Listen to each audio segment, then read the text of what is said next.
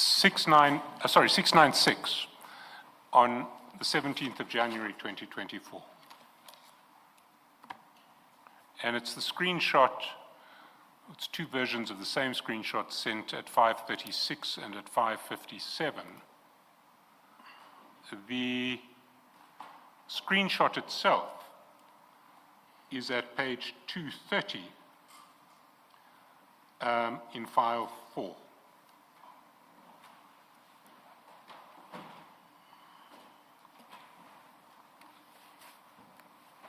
And maybe we can just look at the screenshot, just remembering that it's sent on the 17th of January 2024.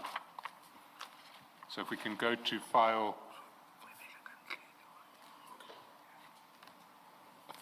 sorry, it's file 4 of 4, file 4 of 4.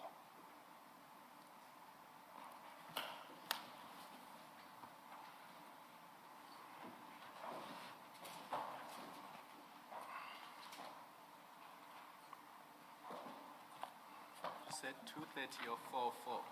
230 in file 4 of 4. It's near the, it should be near the front of the file.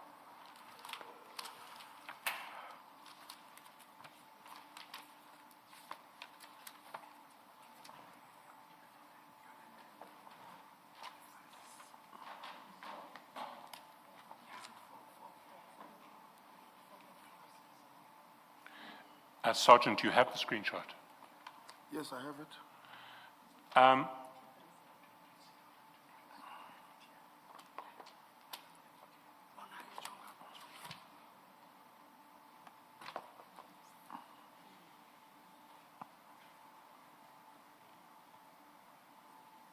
So when I asked you about it, this screenshot last time, firstly you explained that this wasn't the late Deputy President who was involved in these chats, it was his nephew.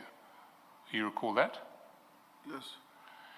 And you said it was his nephew Sipiwe, and I said, was that Sipiwe Mabuza?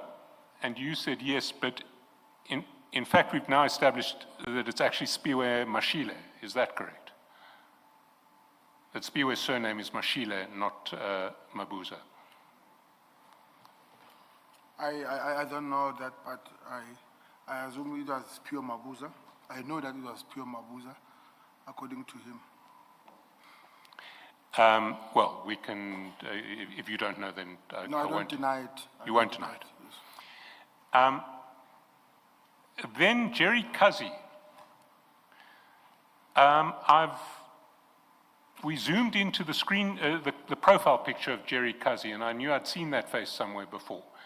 Can we just display it? Because I think you'll recognize it if we zoom in.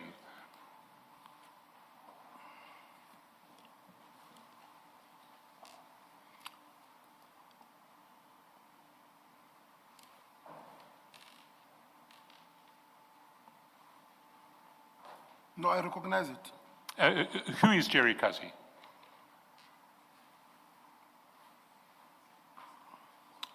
It's Gareth Mnis. The CFO of Tshwane, the current CFO of Tshwane. That's correct? Yes. And he is saved in your chats as Mpumalanga CFO, or CFO Mpumalanga, is he not? That's correct. Sorry.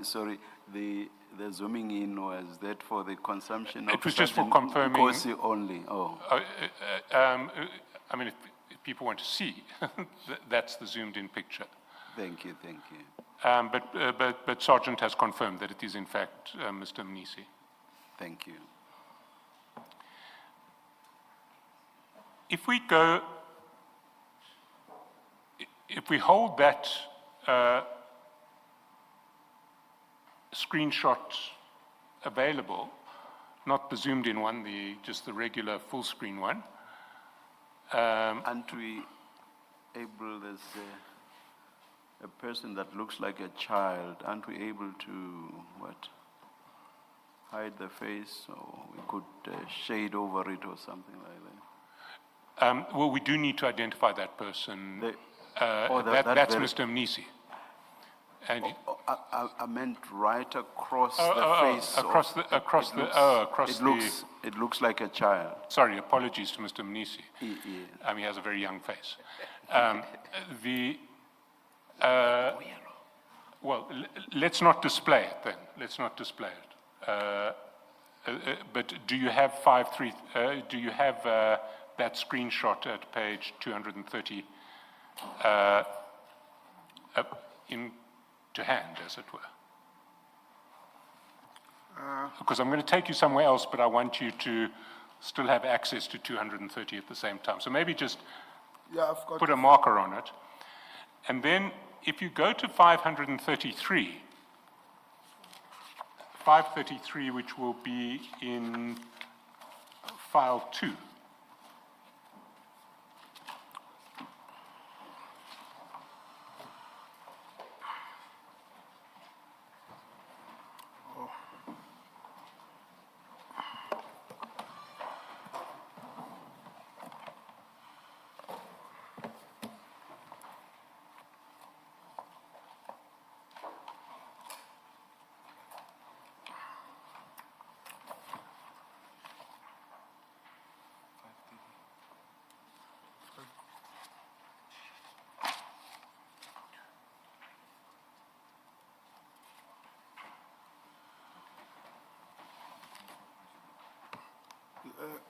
What page is that? 533. File 2 of 4. Yes. So there you'll see that shortly after receiving the screenshot from the late Deputy President's nephew, you forwarded it to Mr. Motsumi. You see that at the top of 533. 2401 17 1739 29.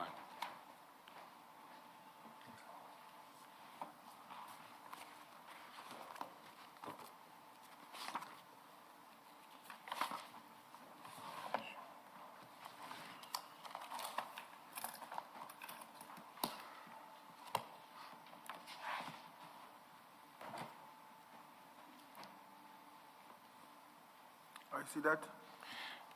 Now, if we go back to the screenshot, let's look at what it was that you were forwarding to Mr. Motsumi. So we have a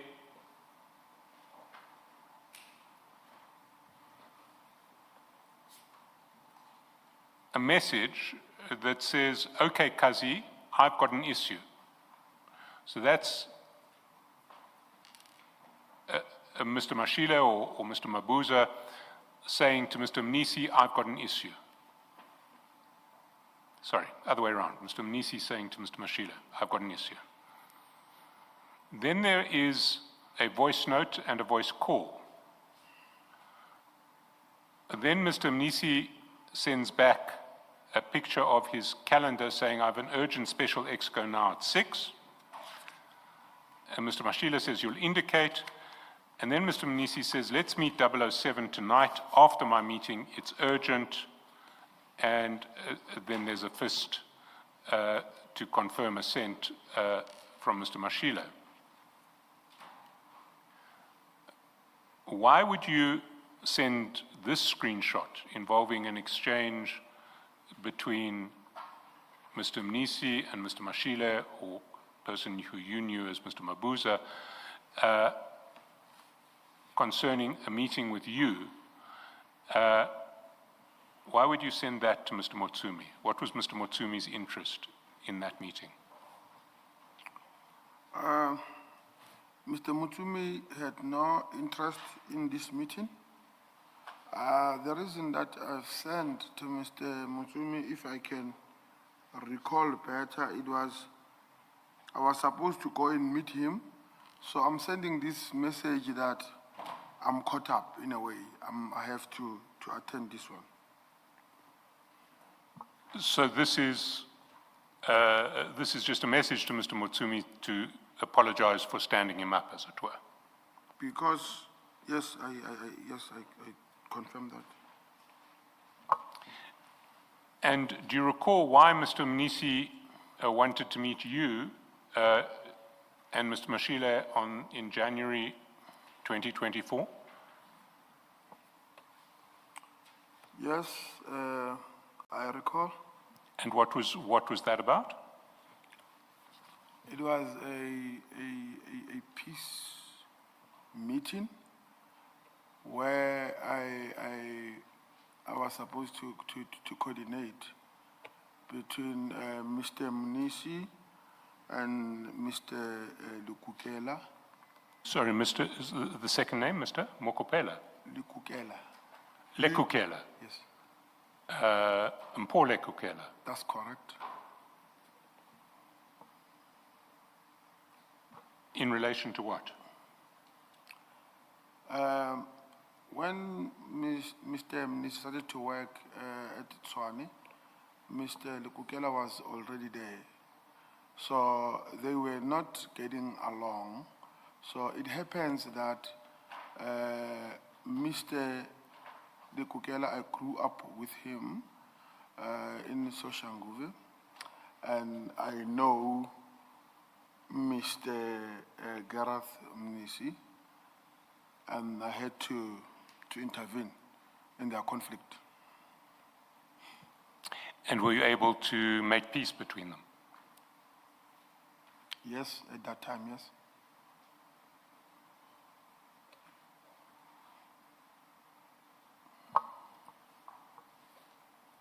Then if we can move off the screenshot and go to page 797, which is in new file 2. Is it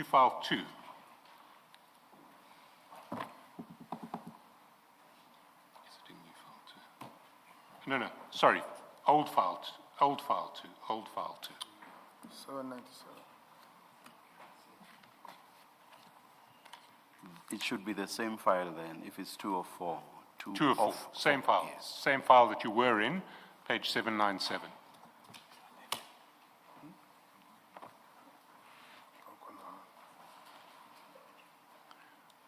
And I don't want us to display this.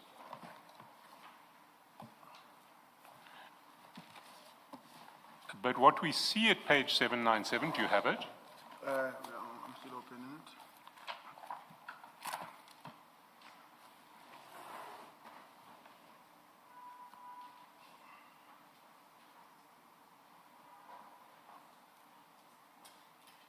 it. Do you have it now? Yes, I have it. What we see at page 797 is a photograph that was on your phone. And it's a photograph of a picture on another phone. And the picture on the other phone looks like an extract from a SAPS record, some sort of personnel record for an individual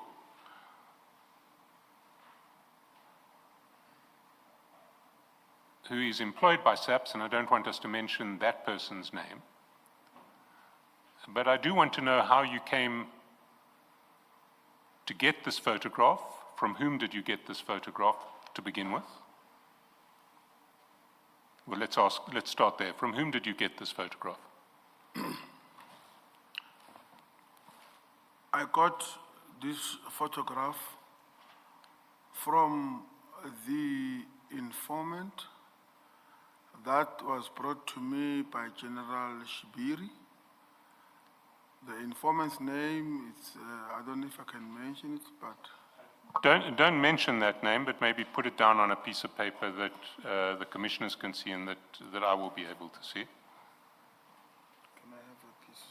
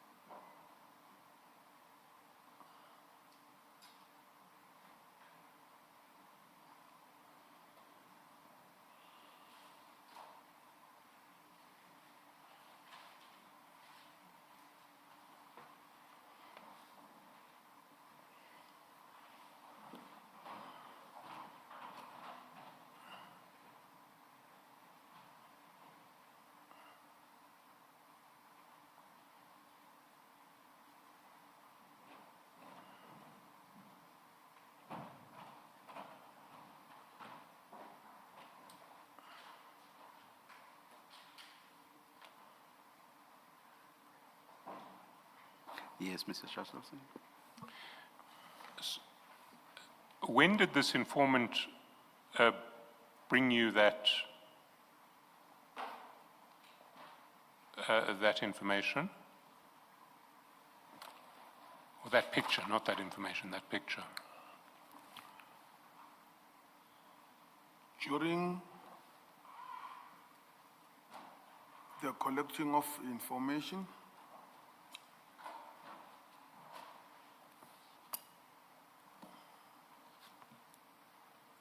Yes, but when? When are we talking about? When did this happen?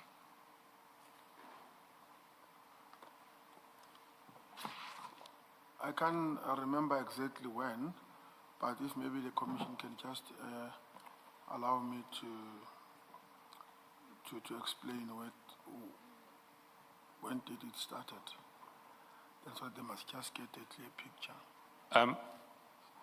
Certainly, if you can't give me an exact or even an approximate date now, maybe explain the context or what you wanted to say, and then we can ask further.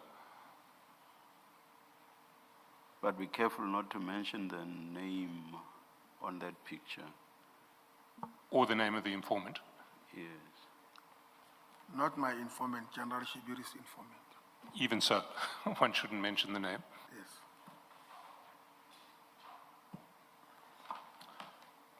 Okay, Commissioners, I was seated in my office when I received a call from General Shibiri telling me to come to his office. On my arrival to his office, Just, do you mind speaking up? There's a complaint that you cannot be heard, so. Please just pull them closer to you.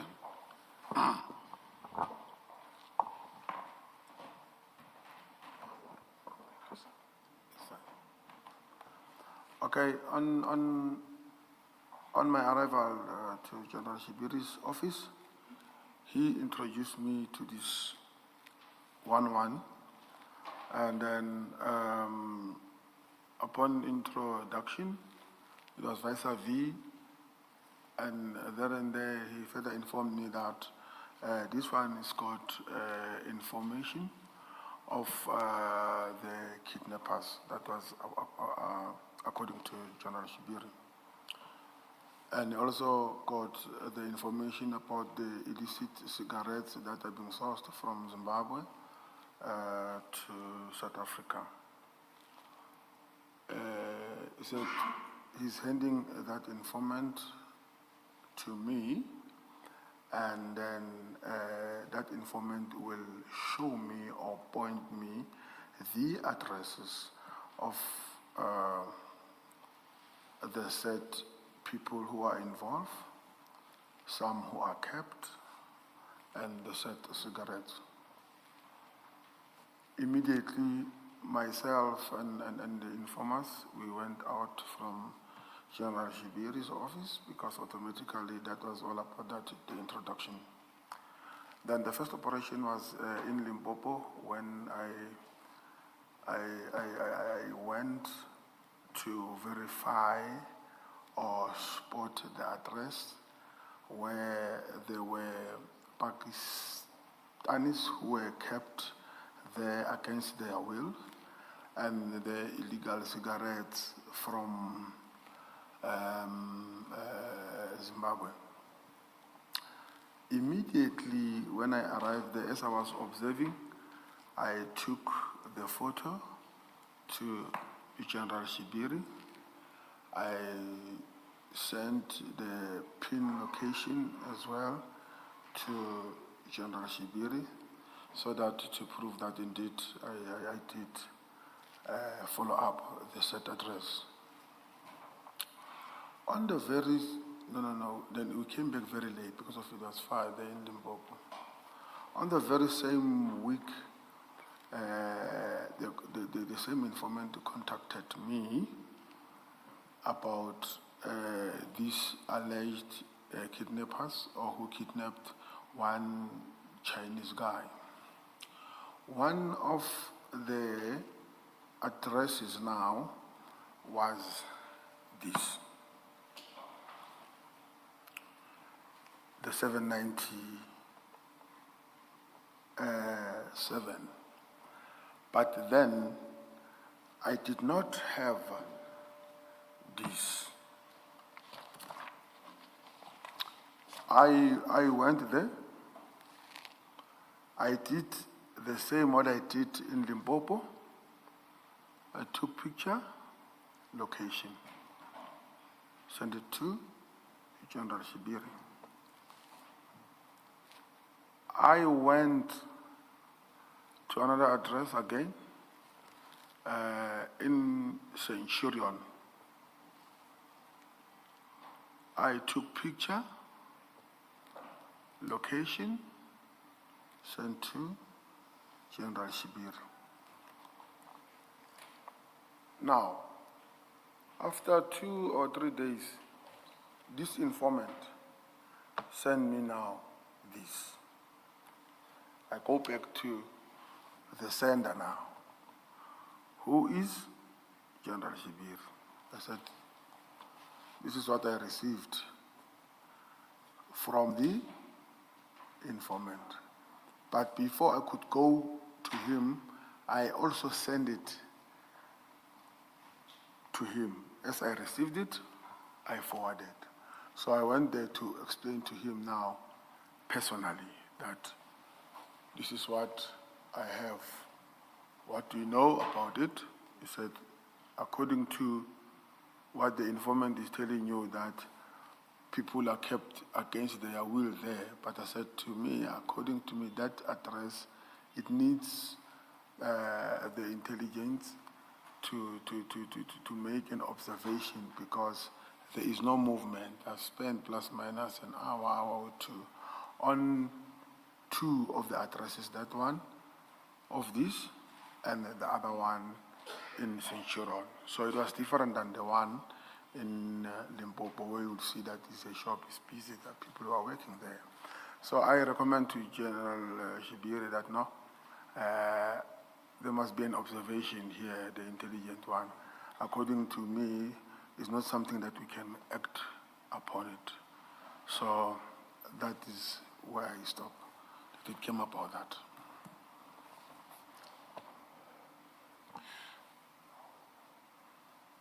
So this informant with the name that we saw on the piece of paper was an informant who was, as it were, given to you by General Shibiri.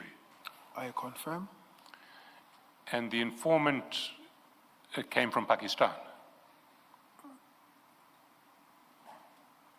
Sorry, is that a yes? Yes. Do you have more than one informant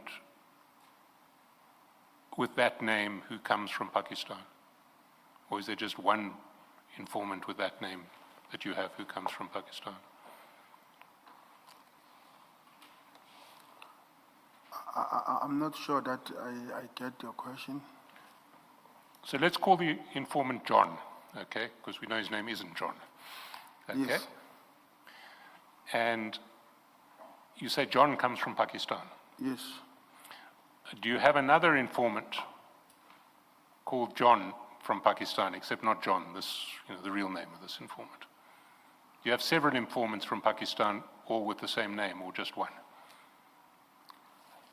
This one was not my informant, but that John name, according to my knowledge, is only one in my phone, the John name. Yes. Yes. Okay. So there's only one informant by that name who comes from Pakistan. That's correct. And that informant, you say,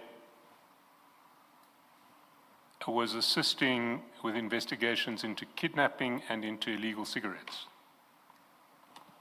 Yes. And in that context, the informant gave you first pointed out an address where people were being held against their will on one occasion. And you then took a picture of that address, or you sent a pin of that address? How did you record that, the address on the first occasion? I wrote it on a diary, and I took same picture and sent it to the general. So you wrote it in your diary, and you sent a picture of it to General Shabiri? Yes. Talking about diaries, I presume you carry a pocketbook with you when you're on police business. That's correct. And do you have a pocketbook for the period 2024 and 2025? I will check when I arrive home. But the last time I checked, I had the Because pocketbooks. we would like to see those pocketbooks if they still exist. Yes. Can we arrange through your attorney to get a copy as soon as possible? Yes. Once I find them, I will do that. But now we're talking, going back to this address and your informant. The first occasion, he gives you an address. Did he give you the address orally? Did he say the address, or did he show you a written recordal of the address? Did he? You had to write it down in your diary. So, and that's what you sent to General Shabiri. How did you know what to write down in the diary? How was it conveyed to you? Okay.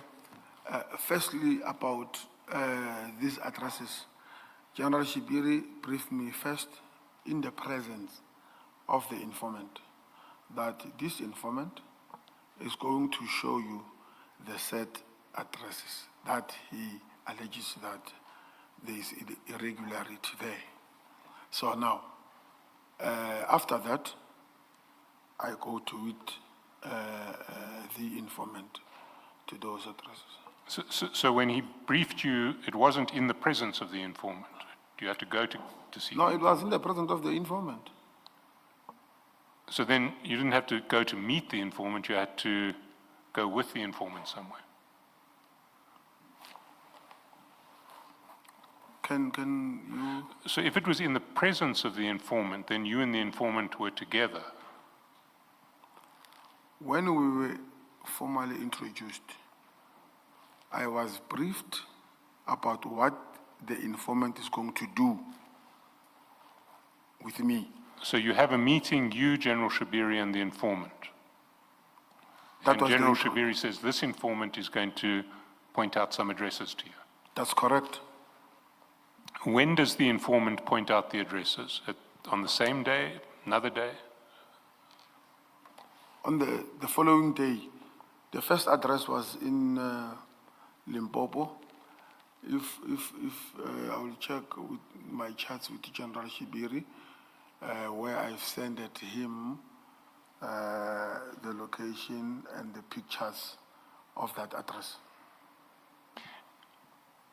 So that's the first address. And approximately when would this have been?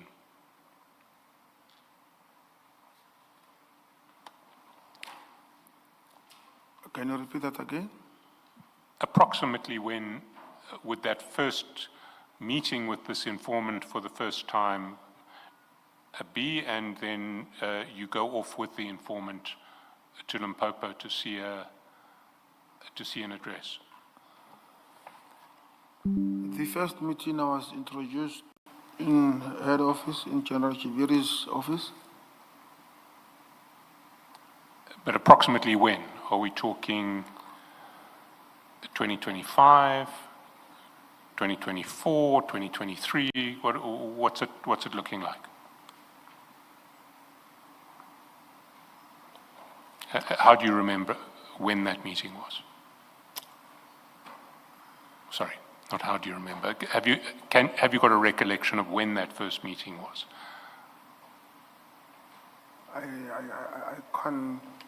I can't really remember whether it was 2024 or 2025. But if it was 2024, it must have been maybe, let's say, around December. If it was 2025, it might have been around January. So I'm not quite sure. And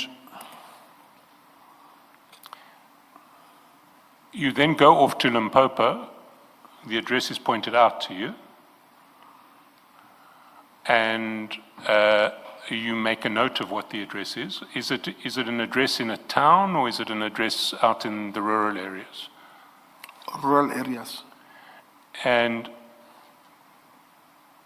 so how would you have described it when you write it down? How do you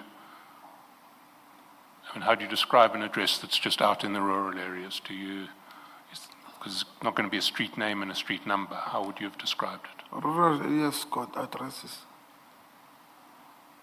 So this is out in the countryside, but you have a street name and a street number. Out in the countryside. Yeah? It's in Limpopo. No, I understand it's in Limpopo, but maybe we're cross purposes with rural areas.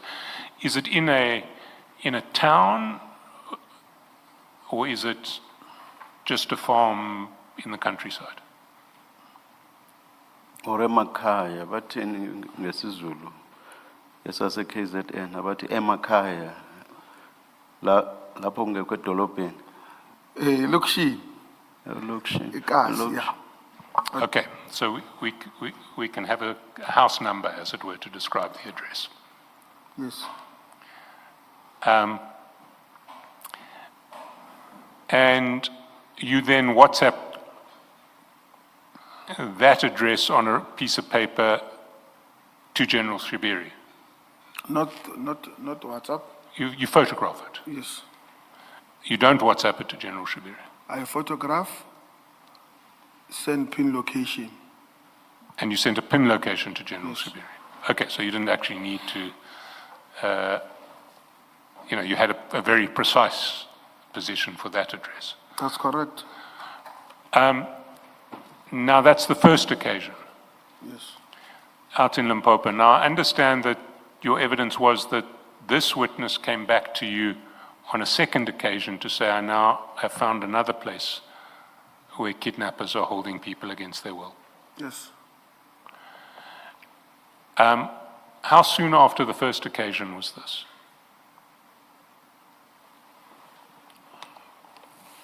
I think soon after, General Shibiri went to a Pakistani embassy. There was a complaint against some Pakistani asylum who were kept against their will.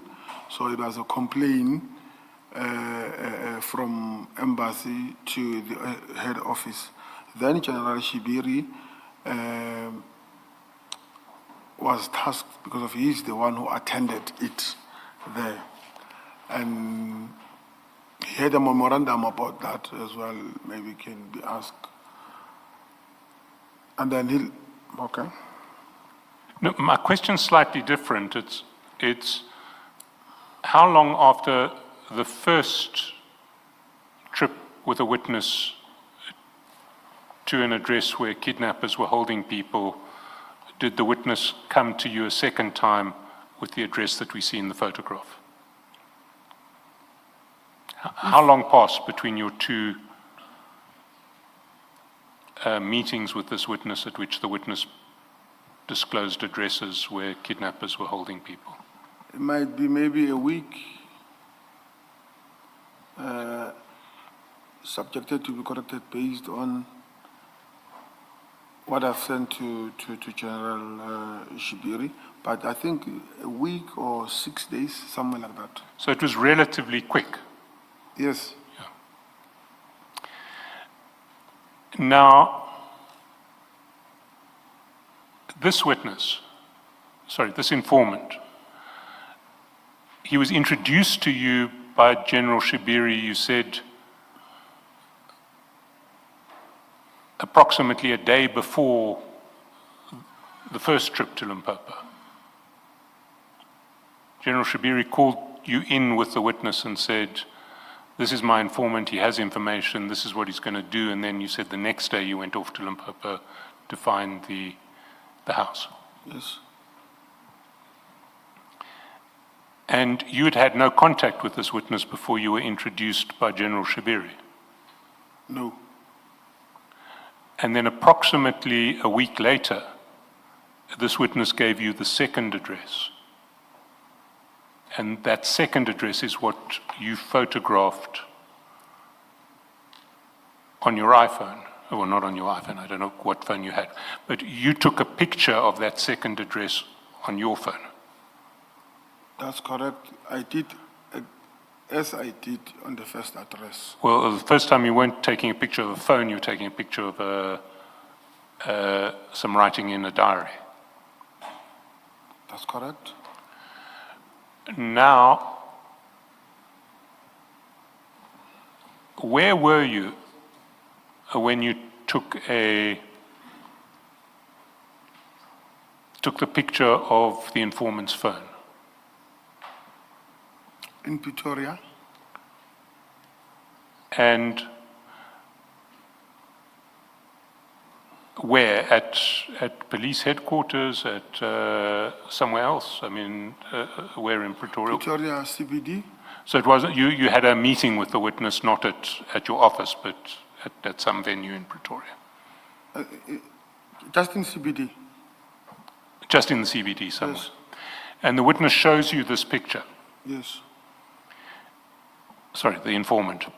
And you then decide, well, you photograph it so that you have a record of it yourself. Yes, that's correct.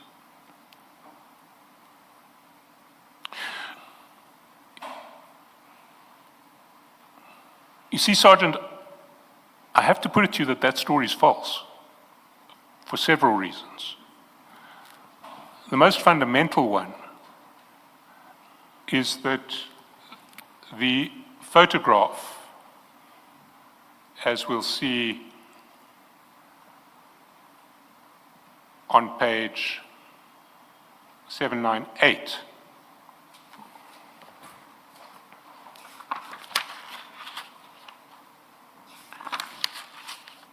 was taken on the 13th of June 2025.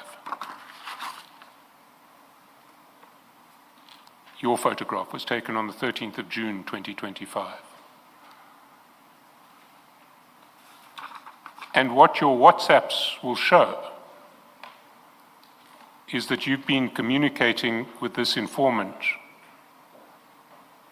since the 14th of February 2024. So if the informant was introduced to you by General Shibiri for the first time a day before the first trip to identify an address, and the second encounter where you took this photo was a week later, that would all have happened in the course of June 2025.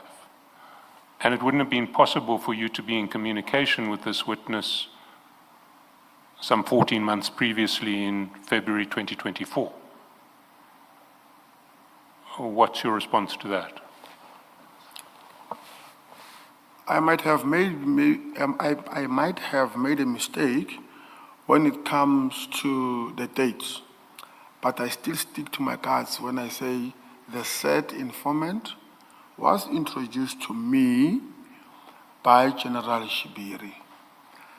I might maybe done a mistake, human error, by not being sure about the dates.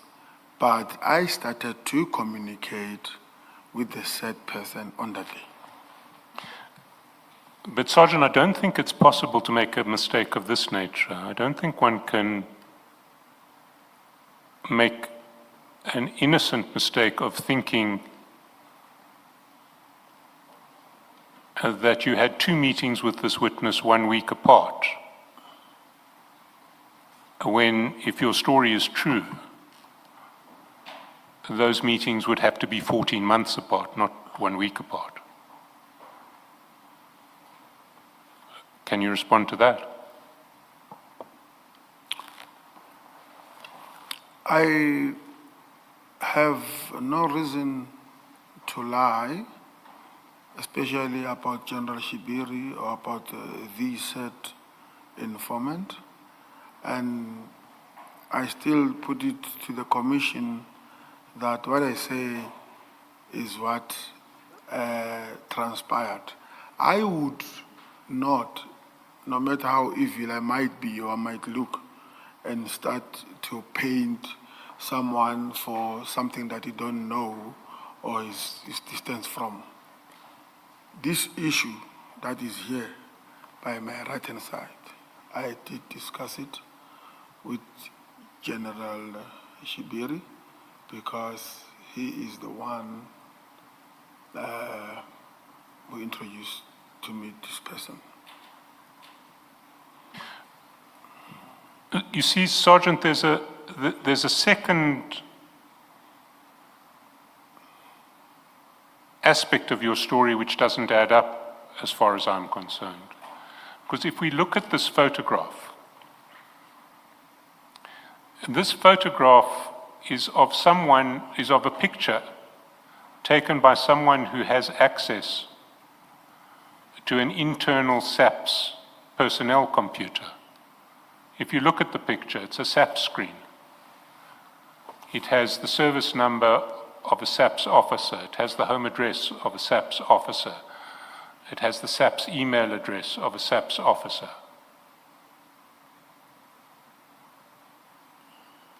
So whoever took the original picture that you photographed would have to have been someone with access to a SAPS computer. You accept that? Yes, I do agree. So how would your informant from Pakistan have ended up providing you with this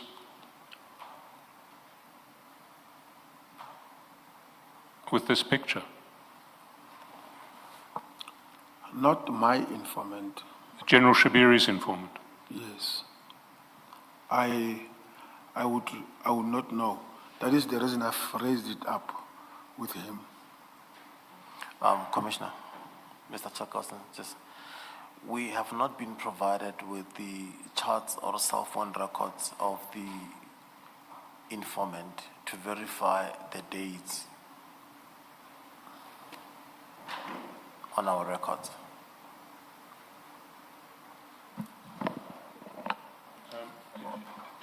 Chair, again, sorry, my microphone has just stopped functioning. Switch around. Chair, can we just switch around here?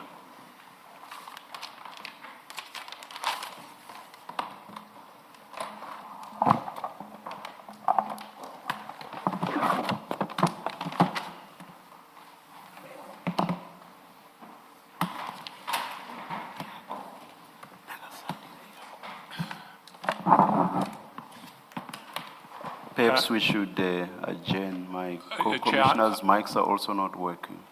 Just very briefly. This microphone does work. Perhaps please respond to that, and then we'll have to Yes. take a short adjournment here. Mr. Ngwato is correct. We haven't, this informant's chats with with Sergeant Nkosi certainly aren't in the bundle. They may or may not have been on the first memory stick. I didn't realize they had any relevance whatsoever until this evidence was given. When this evidence was given, I went online, well, not online, I went to our record and went to see, one, whether this witness, the witness with the name that I remembered, came from Pakistan, and indeed the witness the informant does, and two, when those chats started.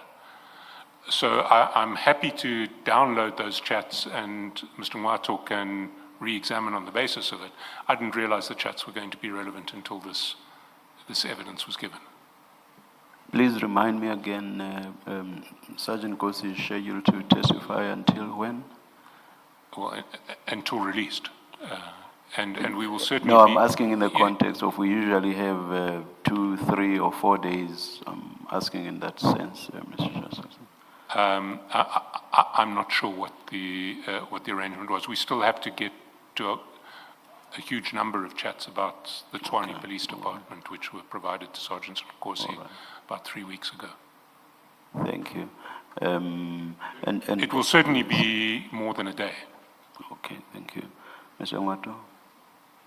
Chair, I have a serious problem with the response that Mr. Chakasan just indicated, and I'm getting, every day surprised with new information, new documents. And now he says to you, there's still a lot of questions to come about Tshwane on documents that were provided to us 3 weeks ago. That's not correct. The documents on Tshwane were only delivered on my office this Friday. And I did not make an issue about it. That forced me to then change my entire weekend to then accommodate that. And now it comes to you that these documents were given to us 3 weeks ago, which is incorrect. They were delivered to my office just this Friday, and I made peace with it. Yesterday, new documents were now surprisingly brought up, and I raised that issue. I was promised to get the documents during lunchtime, which I did not. They sent it to me 9 o'clock at night. Now, just as we're continuing with it, new documents tried to slip into my files this morning. And now there's suddenly another file of documents. This cannot be accepted. It cannot be that, they were not aware that this matter will come up. But if they knew and they planned their line of questioning in terms of this witness, they should have then provided us with the necessary information. How do I then consult and guide this witness with information from time to time as we proceed? New documents have been raised, documents have been delivered at night. How do then I continue to be able to assist if I don't have the necessary documentation? Thank you, Chair. Thank you, Mr. Ngwato.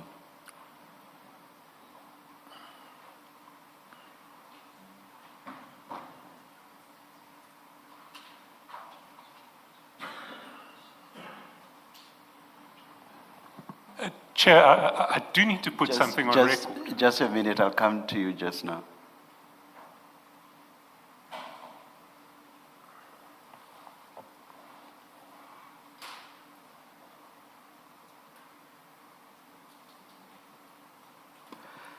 Yes, Mr. Shaselson.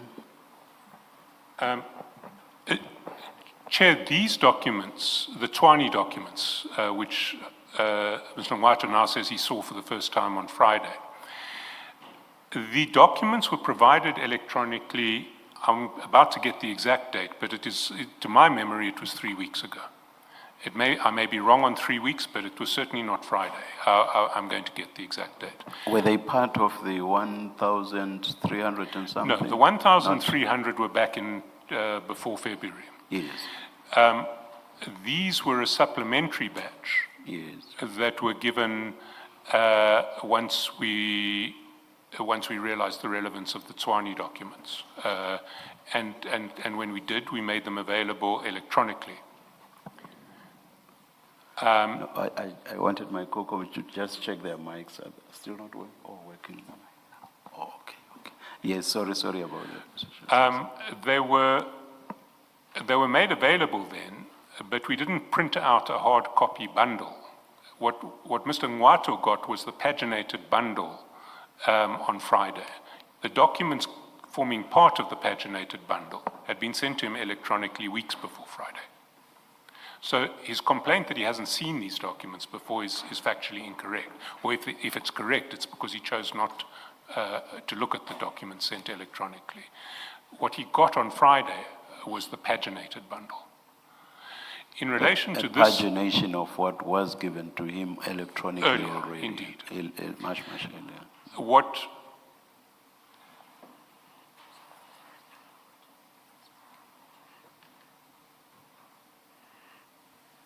Yeah, it's, the bundle was sent to him on 3 March. It's 2 weeks, it's not 3 weeks. Why I referred to this set of chats now is until the witness explained the photograph with reference to this informant, I had no inkling that that the chats with the informant were going to be of any relevance at all. Now, what we choose to give to a respondent is in part governed by concerns of fairness and relevance. If I were to give, I'm quite happy to give Mr. Ngwato everything that we have downloaded from Sergeant Nkosi's phone. But that will be thousands and thousands of documents which he will not be able to work through in a systematic way. So we exercise some sort of filtering process based on what the witness has said in the statement and what we believe to be relevant. This chat that we're talking about is relevant only to disprove the answer that the witness has just given now, which we couldn't possibly have anticipated. And I'm not going to refer to the chat for any other purpose. The facts, the fact that the witness, that the informant comes from Pakistan is evident from one page of the chats. The starting date of the chats is evident from another page of the chats. I can give 2 pages to Mr. Ngwato and he can have all of the relevant information upon which I depend in relation to the chat between Sergeant Nkosi and this informant. But unless Mr. Ngwato wants us to give everything, and he's never asked for that, we have to exercise some sort of filtering principle. Otherwise, what we would dump on him would preoccupy him for weeks before he could be on top of it. So that's what I wanted to place on record. Thank you, Mr. Shaswatson.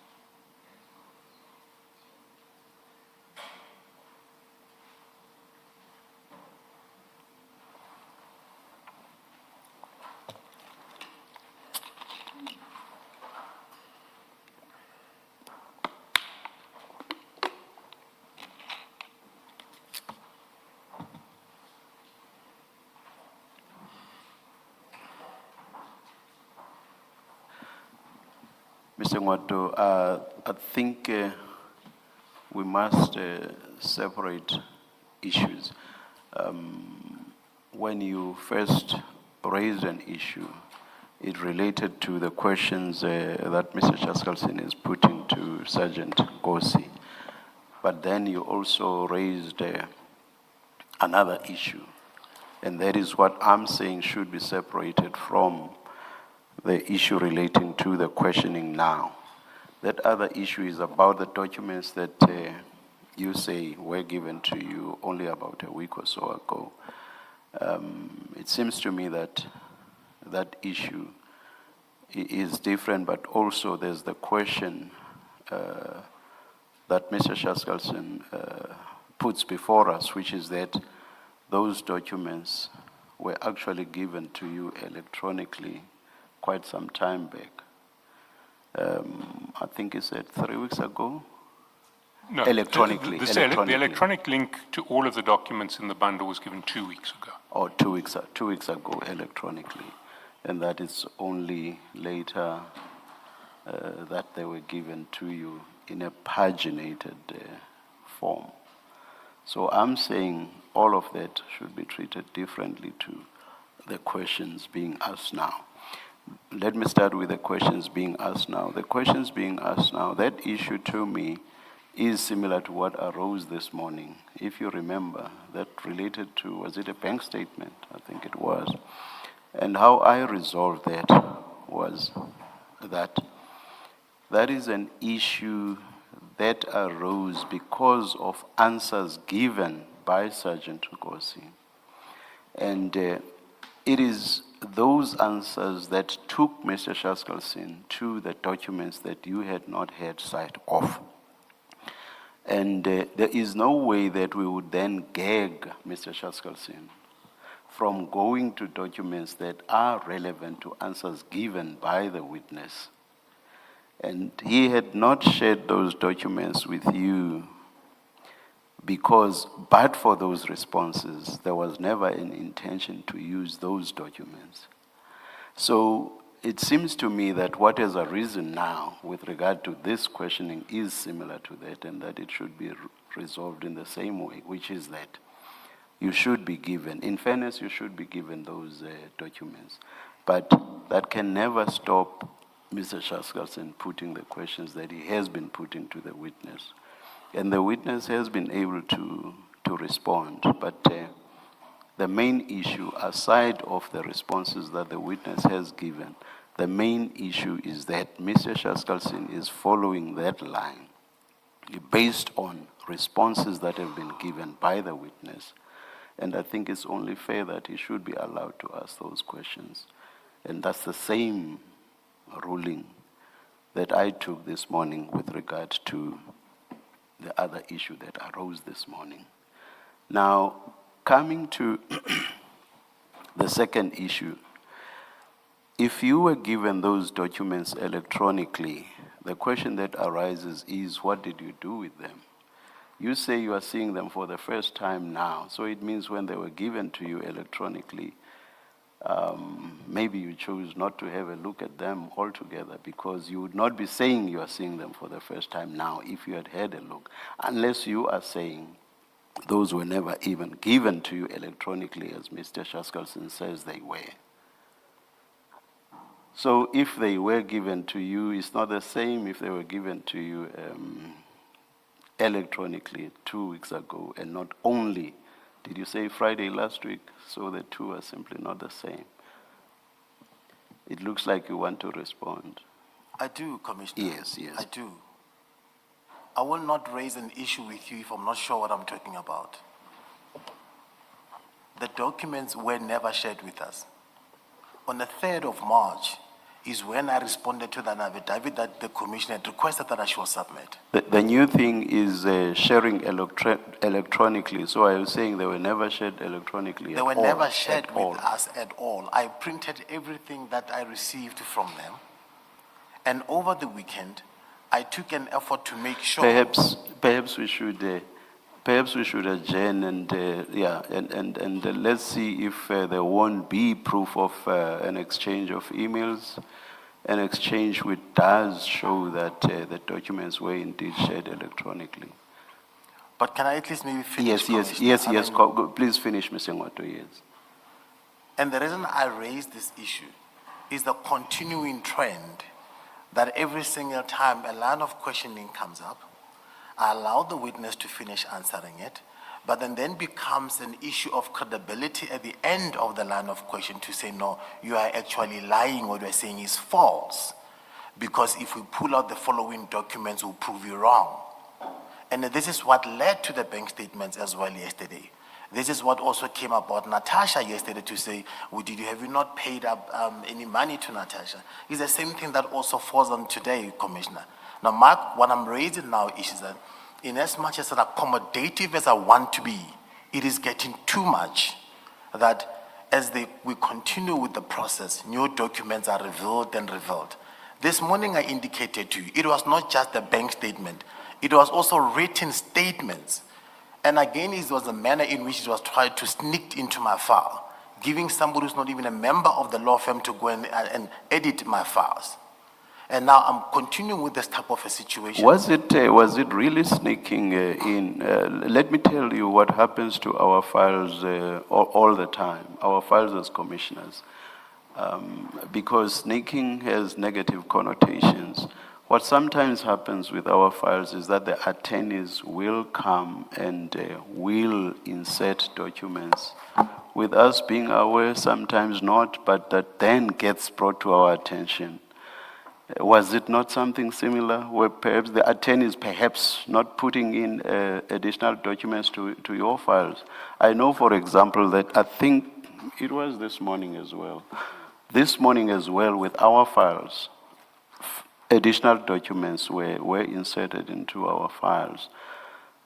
Is that not what was happening with your and your witnesses' files or your clients' files or perhaps your clients' files? The decency, Just to see whether it was indeed sneaking in, as you put it. the decency and the collegiality will require you come to me as an attorney of record. These are the additional records that we want to have. You don't go to my files without my knowledge and want to put in there. If I'm going to raise to say, I didn't see this in your file, then it looks like I'm failing in terms of my functions. And I also do not accept the comment to say, had I been given these documents, I will not have had time to go through it. The same complaint I raised with you, Commissioner, right from the beginning. If you give me 4,000 pages, I'm going to have to go through those 4,000 pages. Don't tell me I'm only going to focus on 100. I'm duty-bound once you give me 4,000 pages to go through all of them so that I don't have surprises. And this is what I kept on complaining from the beginning. Now, the issue that I'm simply raising right now was to say I have allowed the questions to go, but it was the statement that was issued or that was made to the witness at the end that what you are saying is false because you have been communicating with this witness for the last 14 months, and this is based on the cell phone records, which I don't have.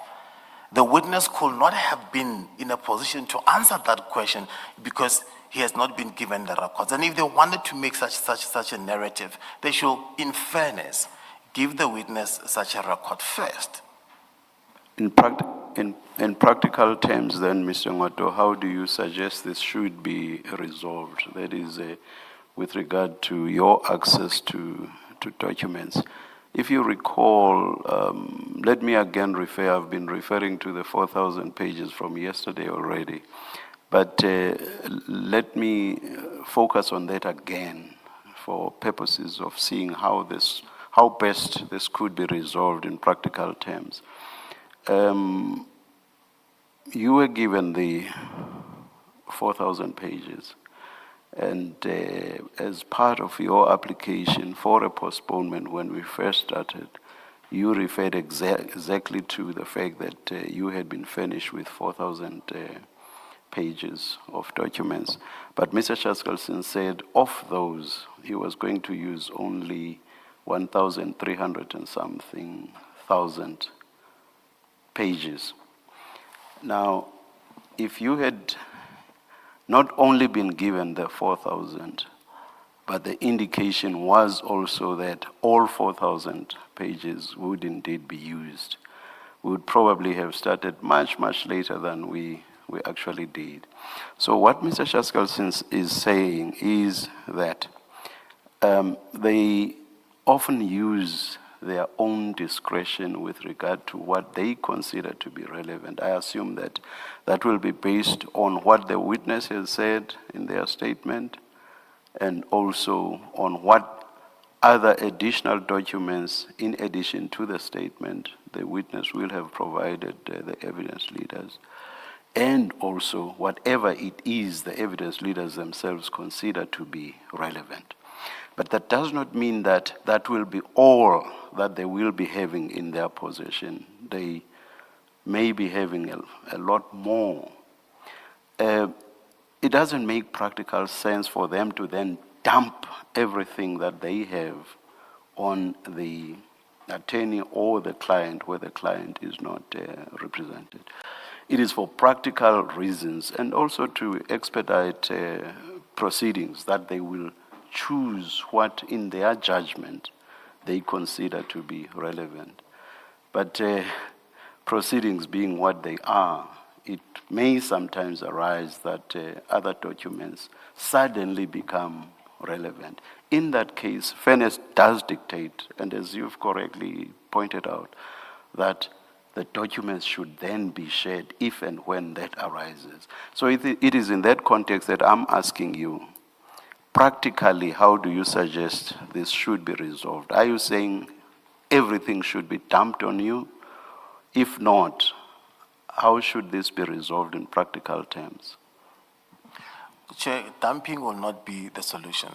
Yes. Simply what I'm recalling is that if you are to refer to a particular document and you are aware that you have not shared that document, just give a heads up to say, this document I've not shared with you, and share the document with us. But to continue, and I'll continuously have to raise this aspect. Yeah. I was very clear when I met with them yesterday. I went back to them and say, I have noted that we have shared the following bank statements, but in your analysis, you included extra years, which you have not included in your bundle. Will you be so kind to provide us with that? They say, oh, we made a mistake. I expect the same collegiality from them, but I don't appreciate, and it cannot be fair that my client has been ambushed on documents that he had never had sight of, and he's been told, you are not telling the truth, because this goes into his credibility in terms of answering. He said from the beginning, I can't remember the dates, but I can give you a context in which I obtained that issue. The end of that aspect then becomes, you are not telling the truth because of in our records. Which records? We don't have. How do we argue against that? Because we don't have the records. I agree with you 100% on the point you make with regard to documents that the evidence leaders can practically give you a heads up, but they do not do so. So I agree with you 100% on that. But I'll get Mr. Shaskalson to respond on that. That is with regard to whether they have indeed not given you a heads up where it was practical for them to do so.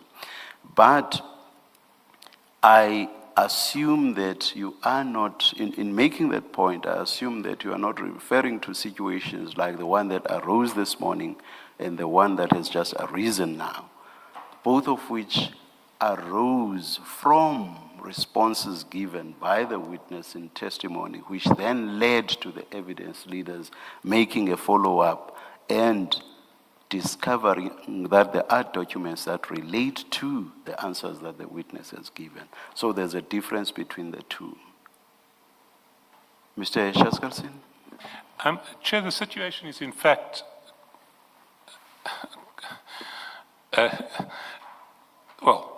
different. On the 22nd of January, we gave Mr. Ngwato a memory stick with every chat we have, every single chat, including the chats that I've referred to today, and hundreds of other chats. He has had every single chat we have since the 22nd of January. If he looks at that memory stick, he will find the chat with this informant. He needs to look for it by name. He'll find also the chats with General Mkonazi. He's had all of these documents. We didn't believe they were going to be relevant until the witness presented certain answers. The answers of the witness rendered these chats relevant, and therefore we referred to them. The bundle was prepared on the basis of what we intended to canvass in cross-examination. Everything in the bundle was made available to Mr. Ngwato 2 weeks ago. The paginated hard copy versions of the bundle were only made available to him on the Friday. That is the situation. There's no prejudice to him. A witness can't be entitled to testify with impunity in relation to documents which his attorney has and which I have, but which are not in the bundle because until the witness testified down a particular line, we didn't anticipate the documents were going to be relevant.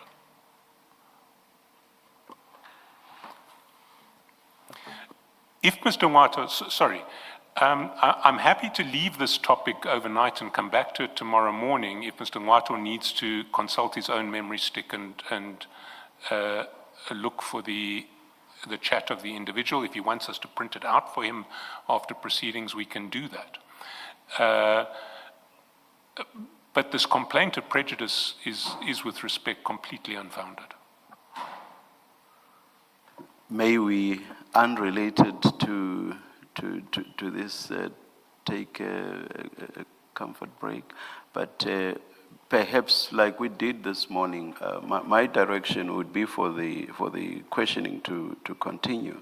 If after Mr. Ngwato has had a look at this, purely on the basis that this arises from the witnesses' responses, and I do not think we should stop the cross-examination.